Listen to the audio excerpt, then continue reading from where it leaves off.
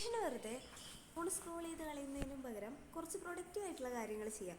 So അതിന് വേണ്ടിയിട്ടുള്ള ഒരു മോർണിംഗ് റൊട്ടീൻ, ഒരു ഡേ റൊട്ടീനാണ് ഞാൻ പറയാൻ പോകുന്നത്. ആദ്യം തന്നെ ഒരു 8 മണിയൊക്കെ ആകുമ്പോൾ എണീക്കുക. 8 മണി ഞാൻ ജസ്റ്റ് എക്സാമ്പിൾ ടൈം പറഞ്ഞാണ്, നിങ്ങൾക്ക് ഇഷ്ടമുള്ള ടൈമിന് എണീക്കാം.